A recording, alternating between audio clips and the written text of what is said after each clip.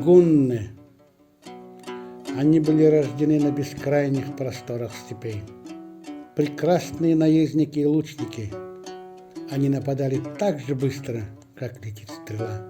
Народ, который оставил яркий след мировой истории.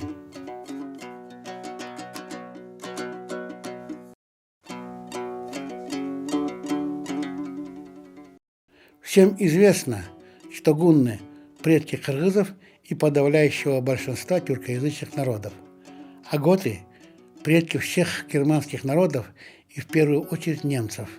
Пребывая на протяжении почти 200 лет в IV-V веках в составе одного государства, гунского каганата, они тесно контактировали друг с другом.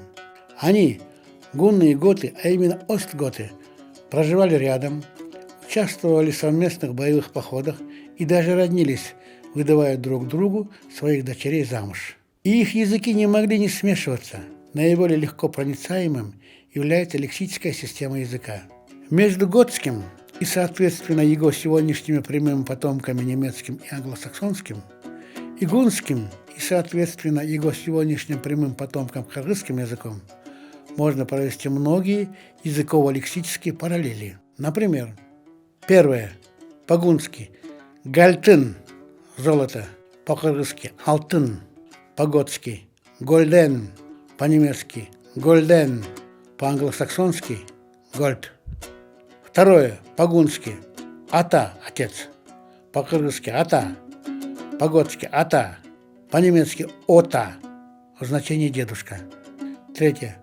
По-гунски – бозо – хмельной напиток, по-кыргызски – бозо, по-готски – бозо, по-англосаксонски – боус. Четвертое. По-гунски – бой, отрок, отроковица, по-кыргызски – бой, по-готски – бой, по-англосаксонски – бой. Пятое. По-гунски – бөкөн, горный козел, по-кыргызски – бөкөн, по-готски – бөккен, по-немецки – бөкке. Шестое. По-гунски – джурт, родная сторона, по-кыргызски – джурт, по-готски – джорт, по-немецки – орт. Седьмое. По-гунски – йохурут, мягкий сыр, по-кыргызски – курут, по-готски – йогуруте, по-немецки – йогурт. Восьмое. По-гунски – каймал, верблюдица по 5-му году, по-кыргызски – каймал, по-готски – камеля, по-немецки – кемель, по-англосаксонски – кемел. Девятое. По-гунски – кочо, кочевье, по-кыргызски – коч, по-готски – котче, по-немецки – кутчен, в значении езда. Десятое. Мал, в значении скот и счет, по-кыргызски – мал, по-готски – мал, по-немецки – мал, в значении счет. Одиннадцатое. По-гунски – молла, изобилие, по-кыргызски – мол, по-готски – молла, по-англосаксонски – мол. Двенадцатое. По-гунски – морт, в значениях смерть и убийство, по-кыргызски – морт, мерть, мюрт, по-готски – морте, по-немецки – морт, по-англосаксонски – мардер. 13. По-гунски – наама, имя, по-кыргызски – наам, по-готски – намен, по-немецки – наме, по-англосаксонски – нейм. 14. По-гунски – нааран, еда, по-кыргызски – нар, по-готски – наре, по-немецки – нарум. 15. По-гунски – öküz, вол, по-кыргызски – өгүз, по-готски – окес, по-немецки – оксе, по-англосаксонски – окс. 16.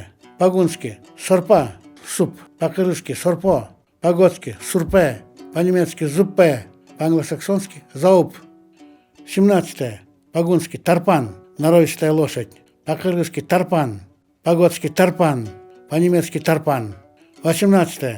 По-гунски – хасса, вражда, по-кыргызски – кас, по-готски – хасса, по-немецки – хас. 19. По-гунски – хатын, женщина, жена, по-кыргызски – катын, по-готски – гаттин, по-немецки – гаттин. 20. По-гунски – шекери, сладости, по-кыргызски – шекер, по-готски – шекари, по-немецки – цукер, по-англосаксонски – шугар. 21. По-гунски – эль-оон, народные игры, по-кыргызски – эль-оюн, по-готски – эль-овен, по-англосаксонски – хэллоуэн. Правда, древние народные спортивные игры Эль-Овен позже у англосаксонских племен несколько трансформировались в шуточно-маскарадные празднества. Но у тюркоязычных народов они остались спортивными.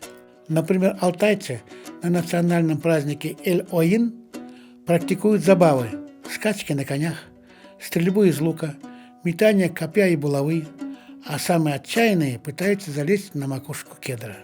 Таким образом, здесь полностью приложим математико-статистический закон Гаусса, гласящий, что если нечто встречается в действительности более 2 раз, то там имеется некая закономерность.